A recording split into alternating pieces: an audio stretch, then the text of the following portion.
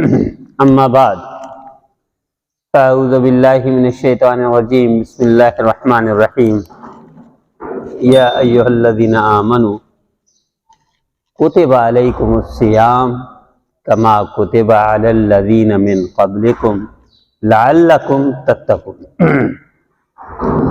صدق اللہ العظیم۔ اللہم صلی علی سیدنا محمد وعلی آل سیدنا محمد وبارک وسلم۔ جزا اللہ تعالی عنا محمدا ما هو اہلہ۔ اللہم صلی علی محمد فی اول کلامنا، اللہم صلی علی محمد فی اوسط کلامنا، اللہم صلی علی محمد فی آخر کلامنا۔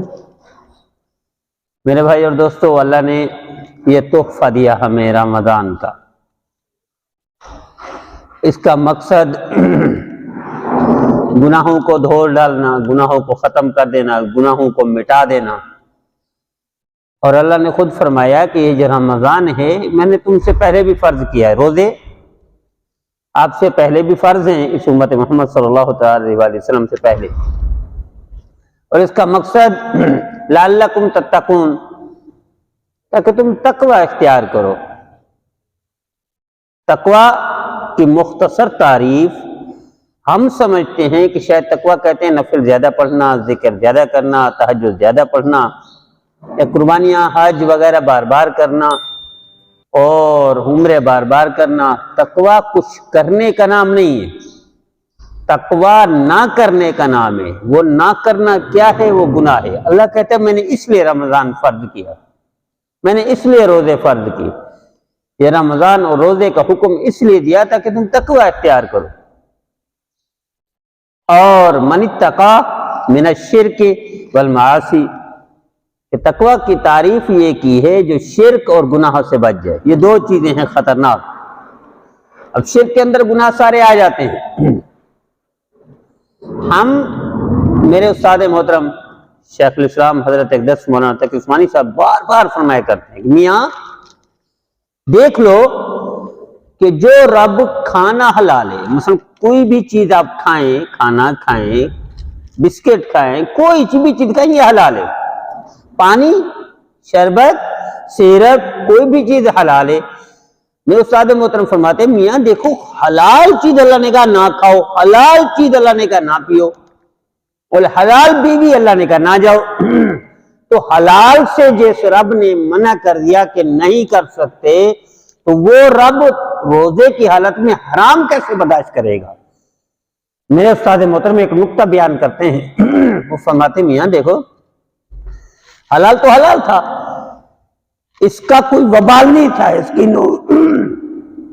کوئی نحوست نہیں تھی، کوئی اس کے لیے اس کا کوئی وہ ممنوع ایریا نہیں تھا حلال کا، کہ جب حلال چھڑوایا وہ اس لیے چھڑوایا تاکہ پریکٹس ہو جائے، اور practice makes a man perfect, practice سے انسان مکمل ہو جاتا ہے۔ تو فرمایا کہ حلال چھڑوا کر پریکٹس کروائی تاکہ حرام چھوڑنا آسان ہو جائے۔ لیکن ہم بھولے بھالے لوگ ہیں، ہم حلال چھوڑ کر بھی جو اصل مقصود حرام چھوڑنا تھا اس سے باز نہیں آتے۔ میں نے شاید پچھلے جمعہ عرض کیا تھا، نبی کریم صلی اللہ تعالی وسلم دیکھو ہر مثال نبی کریم صلی اللہ علیہ وسلم کے دور میں موجود ہے، کیونکہ دین کو مکمل کرنا تھا۔ اللہ نے صحابہ اور صحابیات کو استعمال فرمایا۔ یاد رکھیے گا صحابہ کرام سے گناہ ممکن نہیں تھا، جس طرح نبی سے گناہ ممکن نہیں، صحابہ سے بھی ممکن نہیں۔ کیوں؟ صحابہ نبی کی صحبت میں ہیں، صحبت کے اثرات آتے ہیں۔ اللہ کہتا ہے کتا نیک لوگوں کے ساتھ وہ جنتی بن جاتا ہے، اور اسی طرح برا آدمی نیک آدمی کے ساتھ وہ اچھا بن جاتا ہے۔ درخت ایک عام سا عام ہے، درخت ہے، لنگڑے کے ساتھ، سندڑی کے ساتھ، چونسے کے ساتھ، کسی کے ساتھ اٹیچ کر دو، وہ رنگ تبدیل کر دیتا ہے، نسل تبدیل کر دیتا ہے، عام تبدیل کر دیتا ہے، تو پھر انسان کیسے نہیں؟ تو صحابہ کرام کو اللہ نے صحبت کا شرف دیا نبی کریم صلی اللہ علیہ وسلم۔ تو جس طرح نبی سے ناممکن ہے، صحابہ سے بھی ناممکن ہے گناہ۔ لیکن ان سے جو غلطیاں ہوئی ہیں صحابہ کرام سے کسی بھی قسم کی، اللہ نے دین کو مکمل کرنے کے لیے کروائی ہیں، اللہ نے ان کے استعمال فرمایا ہے۔ ورنہ نبی کریم صلی اللہ علیہ وسلم کا چہرہ انور جب دیکھ لیتے تھے صحابہ کرام، زیارت ہو جاتی خاتم، اندر باہر سب صاف، ممکن ہی نہیں تھا گناہ ہو، لیکن اللہ نے چونکہ شریعت کو مکمل کرنا تھا، احکام بتانے تھے کہ زنا ہوگا تو یہ ہوگا، چوری ہوگی تو یہ ہوگا، ڈاکہ ہوگا تو یہ ہوگا، جھوٹ ہوگا تو یہ ہوگا، کوئی تانا دے گا تو یہ ہوگا، الزام لگائے گا تو یہ ہوگا۔ ایک ایک چیز میں صحابہ کو استعمال فرمایا اللہ نے دین کو مکمل کرنے کے لیے۔ اس طرح ایک صحابی ہیں، انہوں نے تانا دیا، نبی کریم صلی اللہ علیہ وسلم غصے میں فرمائی بدبودار باتیں ہیں، یہ جاہلیت کی باتیں ہیں۔ صحابہ کرام سے کیا تصور تھا جاہلیت کی باتیں کرنا؟ ممکن ہی نہیں تھا، مکمل کرنا تھا دین کو۔ ایک صحابی کو استعمال فرما کے تانا دلوا دیا اور قیامت تک حکم ہٹا دیا کہ تم قیامت تک تانا نہیں دینا، کسی کو تانا نہ دینا کہ تم گھٹیا پیشے سے تعلق رکھتے ہو، گھٹیا قومیں سے تعلق رکھتے ہو، گھٹیا علاقے سے تعلق رکھتے ہو، گھٹیا پارٹی سے تعلق رکھتے ہو، گھٹیا نہیں، یہ نہیں کرنا۔ ایک صحابی کو استعمال کر کے حکم بتا دیا۔ تو صحابہ کرام کو اللہ نے استعمال فرمایا دین کو مکمل کرنے کے لیے، ورنہ صحابہ جب زیارت کر لیتے تھے نبی کریم صلی اللہ علیہ وسلم 100% اندر باہر صاف۔ ایک صحابی آتے ہیں، یا رسول اللہ زنا کرنا چاہتے ہیں، آپ نے اپنا ہاتھ مبارک یہاں رکھا، کہتے ایسے ٹھنڈ پڑ گئی کہ اس کے بعد میرا سوچنا بھی محال، میرا حاشیہ خیال میں بھی نہیں تھا کہ میں زنا کی طرف سوچوں، ممکن ہی نہیں تھا۔ جیسے ایک صحابی یعنی بدو ہیں، دیہاتی ہیں، آ کر پیشاب کرنے شروع کر دیا، حالانکہ صحابہ اٹھے کہ ہم اس کے ساتھ دو ہاتھ کریں، لیکن آپ نے منع فرما دی۔ اب اس کے بعد ان کو سمجھائے، وہ جو سمجھانا تھا، پھر موت تک ان سے غلطی نہیں ہوئی۔ تو اس طرح کی جو چھوٹی چھوٹی غلطیاں ہوئی ہیں اللہ نے استعمال فرما۔ دیکھیں نبی کریم صلی اللہ علیہ وسلم کے شان شان جو کام تھے نا، وہ چھوٹے موٹے کام تھے، لیکن نبی کے شان شان تھے، اللہ نے نبی کریم صلی اللہ علیہ وسلم کے استعمال فرمایا۔ مثلا گالی برداشت کر سکتا ہے نبی، گالی دلوائی، تانے برداشت کر سکتے ہیں، تانے دلوائے، چھوٹی موٹی تکلیف برداشت، یہاں سے وطن سے نکلوا دیا ہے، نبی برداشت کر سکتا ہے۔ لیکن اس میں بھی خیر تھی، اس میں بھی بہتری تھی کہ دیکھیں اگر مکہ مکرمہ میں رہتے نبی کریم صلی اللہ علیہ وسلم تو آپ کی ٹوٹل حیات مبارکہ 10 سال تھی، ٹوٹل بقیہ 10 سال تھی۔ اگر مکہ مکرمہ میں تشریف فرما ہوتے تو 10 سال دو گروہ مقابلہ جاری رہتا، پر لڑائی جاری رہتی، اور وہ تکلیف دیتے تھے چونکہ کافر حاوی تھے، مشرکین مکہ حاوی تھے، صحابہ کرام کی تعداد اتنا نہیں تھی، تو آپ اللہ نے دین کو بھی مکمل کروانا تھا، اور عمر بھی 10 سال ہے پیچھے، شریعت کو بھی مکمل کروانا ہے، پوری دنیا میں اسلام کا ڈنکا بھی بجانا ہے، اس لیے اللہ نے نکلوایا فتح مکرمہ سے، ورنہ کافروں کی مشرکین مکہ کی کیا مجال تھی نبی کو نکالتے؟ کیا یہ ممکن تھا نبی ترستا رہ جائے کہ میں مکہ مکرمہ میں بیت اللہ میں داخل ہونا چاہتا ہوں، مجھے داخل ہونے دو، اور اگلے کی جرات مجال کہ وہ نہیں میں داخل نہیں ہونے دوں گا؟ کیا یہ سوچ سکتا ہے کوئی؟ ممکن ہی نہیں تھا۔ کیا مجال تھی؟ خانہ کعبہ کی چابی جس کے پاس تھی، اس چابی بردار کے پاس مجال کیا تھی کہ نبی کو روکے؟ نہیں، اللہ دھنسا دیتے۔ جو رب قارون کو دھنسا سکتا ہے وہ چابی بردار کو دھنسانا اس کے لیے کیا مشکل تھا؟ جو رب اٹھا کے پٹک سکتا ہے پوری قوم کو، پوری امت کو، اس کے لیے چابی بردار کو روکنا، اٹھا کے پٹک کے مارنا کیا مشکل تھا اللہ کے لیے؟ نہیں۔ جو نبی کے شان شان کام تھے، یعنی چھوٹے موٹے تکلیفوں والے، مصیبتوں والے، نبی کو استعمال فرمایا اللہ نے۔ جو نبی کے شان شان نہیں تھے، اللہ نے صحابہ کو استعمال فرمایا دین کو مکمل کرنے کے لیے۔ غیبت نبی کے شان شان نہیں تھی، ممکن ہی نہیں تھا، آپ نے استعمال نہیں فرمایا، اللہ نے صحابہ کو استعمال فرمایا۔ تو روزے کی حالت میں نے پیچھے جو عرض کیا تھا، دو بہنیں، دونوں صحابیات آپس میں تیسری عورت کی یا تیسری بہن کی یا تیسری کزن کی یا تیسری رشتہ دار کی یا تیسری پڑوسن کی غیبت کر رہی ہیں۔ اب ان کو تکلیف اتنی ہوئی کہ قریب تھا کہ روزہ توڑ دے۔ صحابی آتے بھاگا بھاگے، یا رسول اللہ میری دو بہنیں ہیں، انہوں نے روزہ رکھا ہے، ان کو بڑی تکلیف ہے، موت کے قریب ہے، اتنی تکلیف ہے۔ نبی کریم صلی اللہ علیہ وسلم نبی ہوتا ہے، مزاج سے واقف ہوتا ہے انسانیت کے۔ آپ نے ارشاد فرمایا پریشان نہ ہو، جاؤ ان کو بولو قے کر لے، جیسے انگلی مار کے قے کرے۔ اب انہوں نے قے کر لی، دونوں صحابیات اور دیہات کے تھی۔ تو جب وہ قے کی تو الٹی میں گوشت کے لوتھڑے چھوٹے چھوٹے نکلے، طبیعت بحال ہو گئی۔ جو موت کے قریب تھی، اب کوئی پریشانی نہیں، کوئی فکر نہیں، کوئی غم نہیں، کوئی تکلیف نہیں۔ اب یا رسول اللہ وہ تو بالکل ٹھیک ٹھاک A1، کوئی اب ٹینشن نہیں، جو پہلے تھی ٹینشن فری کر دیا اللہ نے۔ یا رسول اللہ یہ ماجرا کیا ہے؟ آپ نے ارشاد نبی ہوتا ہے۔ فرمایا یہ دونوں غلطی سے کسی تیسری حکم بتانا تھا امت کو، یہ حکم بتانا تھا، اس لیے صحابیات کو استعمال فرمایا، ورنہ ممکن نہیں تھا صحابیات ہوں یا صحابہ ہوں حضور کا چہرہ انور دیکھ لیں، حضور سے بیعت کر لیں، حضور کا کلمہ پڑھ لیں اور پھر گناہ ہو جائے، ممکن ہی نہیں تھا۔ ایسے نہیں اللہ نے نعرے لگائے وَكُلًّا وَعَدَ اللَّهُ الْحُسْنَىٰ، عورتیں بھی شامل صحابیات اس میں، سارے جنتی ہیں، اولئک علی ھدی من ربہم واولئک ھم المفلحون، اس میں صحابیات بھی شامل ہیں۔ یہی ٹکڑا، یہی مجمع، یہی صحابہ صحابیات، یہی ہدایت والے ہیں، یہی کامیاب ہیں، رضی اللہ عنہم ورضوا عنہ، اس میں صحابیات بھی شامل ہیں۔ میں ان سے راضی ہوں، یہ مجھ سے راضی ہیں، اللہ کہہ رہا ہے، عجیب سرٹیفکیٹ ہے، میں ان سے راضی ہوں، یہ مجھ سے راضی ہیں۔ تو اس حکم میں صحابیات شامل تھی۔ تو کیسے تکلیف کو ختم کیا؟ اب یہ غیبت نبی سے نہیں ممکن تھی، صحابیات کو استعمال فرما کے حکم بتا دیا۔ اگر تم غیبت کرو گے تو اللہ نے قرآن میں بھی بتا دیا اسی کا دوسرا، یہ تو حدیث ہے قرآن میں، لا یغتب بعضکم بعضا ایحب احدکم ان یاکل لحم اخیہ، غیبت نہ کیا کرو، غیبت نہ کیا کرو۔ غیبت یا اللہ کیا ہے، کس کو کہتے ہیں؟ فرمایا جو برائی کرتے ہو یہ ایسے ہے جیسے اپنے بھائی کا گوشت کاٹ کر کھانا شروع کر دو، یہ غیبت ایسے ہے۔ تو یہ جو روزہ رکھا اور روزے میں تکلیف ہوئی وہ غیبت کی وجہ سے تھی۔ اب جب الٹی آئی، قے کر دی، تو اس میں گوشت کے لوتھڑے نکلے، چونکہ وہ گوشت کھا رہی تھی۔ ہم تو نہیں سمجھتے، ہم تو بولے بھالے لوگ ہیں، ہم توبہ بھی نہیں کرتے۔ دیکھو توبہ بھی حل ہے۔ کسی مجلس میں بیٹھے، غیبت ہوگی، اے اللہ معاف کر دے، اللہ معاف کر دیتے۔ کسی مجلس میں ہوگی، الزامات تہمت کا انبار لگ گیا، آپ نے کہا یا اللہ یہ بولے بالے تھے، میں بھی شامل تھا، اللہ مجھے معاف کر دے، اللہ معاف کر دیتے۔ آپ نے غصہ کر کے گالی نکال دی اور پھر خیال آیا نہیں تو مسلمان کی شان نہیں، آپ نے معافی مانگی، اللہ نے توبہ قبول کر لی۔ حضرت آدم کی توبہ قبول کر کے امت کو بتانا مقصود تھا جتنا بڑا جرم ہو جائے توبہ کرو گے معاف کروں گا۔ حضرت یونس علیہ السلام کی قوم کی توبہ قبول کر کے امت کو بتا دیا، کیونکہ ساری انسانیت کا خلاصہ یہ امت محمد ہے، ساری روئے زمین ارض فرش کا خلاصہ میرے نبی ہے۔ کائنات اولین آخرین، ابتدا انتہا، اوپر نیچے سب، قیامت کے بعد قیامت سے پہلے ساری انسانیت کی تاریخ کا خلاصہ میرے نبی ہیں، ان سب کی امتوں میں سے خلاصہ امت محمد ہے۔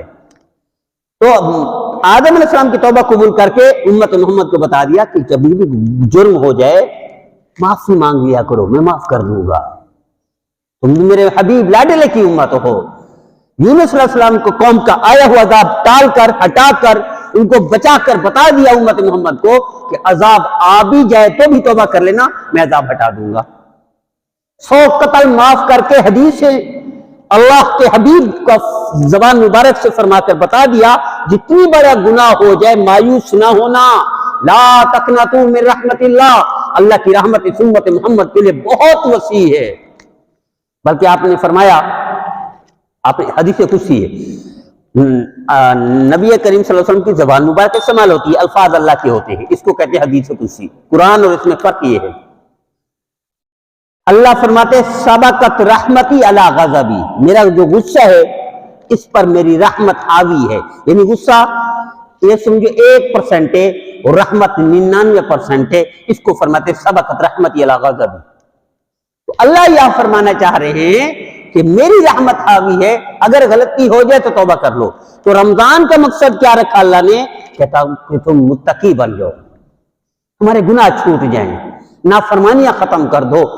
ہم عبادت کرتے ہیں، اس میں کوئی شک نہیں، روزہ رکھتے ہیں، ساتھ ذکر کرتے ہیں، تلاوت بھی کرتے ہیں، تہجد بھی اس رحمی نہیں شروع کر دیتے ہیں، اضافی نفل بھی پڑھ لیتے ہیں، صدقے وغیرہ بھی کر لیتے ہیں، لیکن گناہ نہیں چھوڑتے۔ تو یہ جو رمضان تھا صدقہ سر آنکھوں پر، مقصد صدقہ نہیں تھا، تہجد سر آنکھوں پر بہت بڑی عبادت ہے، مقصد تہجد نہیں تھا، نفل سر آنکھوں پر، مقصد نفل پڑھنا اضافہ کرنا نہیں تھا۔ ہمارے ساتھی پچھلے سال یعنی میں نے ان کو کہا کہ 1 لاکھ دفعہ درود شریف پڑھو اس 10 دن میں اعتکاف میں، اب ان سے 2 لاکھ کا ٹارگٹ رکھ پائیں گے، ہو سکتا ہے اس سے زیادہ، تو بعض نے 2.5 لاکھ تک پڑھا، 2.5 لاکھ درود شریف 10 دن۔ ہم نے ٹارگٹ رکھا 1 لاکھ، تو 2.5 لاکھ تک پہنچ گئے، اس دفعہ 2 لاکھ پڑھیں گے، 5 لاکھ تک چلے جائیں گے۔ اسی طرح یہ مقصود نہیں ہے کہ آپ 2.5 لاکھ 3 لاکھ 4 لاکھ درود شریف پڑھیں، 2.5 لاکھ 3 4 لاکھ استغفار کریں، اب 10 قرآن پاک کے ختم کریں. سر آنکھوں پر یہ باتیں ہیں، سر آنکھوں پر یہ بڑھیا کام ہے، لیکن مقصود یہ نہیں ہے روزے میں. مقصود کیا ہے؟ لعلکم تتقون، تاکہ تم گناہوں سے بچ جاؤ. وہ گناہ آنکھوں کے ہوں بچ جاؤ، زبان سے ہوں بچ جاؤ، کانوں کے ہوں بچ جاؤ. حضرت عطا بن رباح رحمت اللہ علیہ یہ تابعی ہیں، وہ فرماتے میں سویا ہوا تھا، خواب میں 2 کڑیل جوان حبشی ٹائپ کے ایسے لمبے تڑنگے پہلوان زبردستی آ کر مجھے پکڑا اور سور کا گوشت مجھے کھلا دیا خواب میں، اور میں ایسے اچھلا، ایک دم چھلانگ لگائی تو اٹھ گیا. میں جاگ گیا، 1 مہینے تک بدبو محسوس سور کے گوشت کی کرتا رہا. وہ فرماتی اس وجہ سے کہ میں چلتا ہوا جا رہا تھا، 2 بندے غیبت کر رہے تھے، ان کی غیبت میرے کانوں نے سننی تھی، اس کی سزا مجھے ملی. تو اللہ کیا کہہ رہے؟ لعلکم تتقون. رمضان میں نے فرض جو کیا ہے تم سے پہلے بھی کیا، آپ پر بھی رمضان فرض ہے گناہوں سے بچانے کے لیے. تو میں اپنے استاد محترم کے الفاظ دہراتا ہوں. میرے استاد محترم شیخ الاسلام مولانا تقی عثمانی صاحب زور دے کر فرماتے کہ میاں جو رب حلال چھڑوا دیتا ہے اس نے پریکٹس کروائی ہے کہ حلال چھوڑنا مشکل ہوتا ہے. حلال ہے کیوں چھوڑے بھائی؟ حلال ہے کیوں باز آئیں؟ حلال ہے کیسے اس کو ختم کر دیں؟ حلال ہے بھائی، جاؤ کام کرو.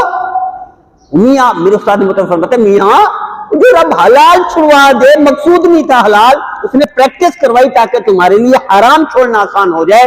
لیکن تم بولے بھالے ہو کہ حلال چھوڑ کر بھی حرام سے باز نہیں آتے، اس لیے روزے زیادہ. الحمدللہ رب العالمین والعاقبۃ للمتقین والصلاۃ والسلام علی رسولہ محمد وآلہ واصحابہ آمین اجمعین. جزا اللہ تعالی عنا محمدا ما هو اہلہ. ربنا ظلمنا انفسنا وان لم تغفر لنا وترحمنا لنكونن من الخاسرین. ربنا آتنا فی الدنیا حسنہ وفی الآخرۃ حسنہ.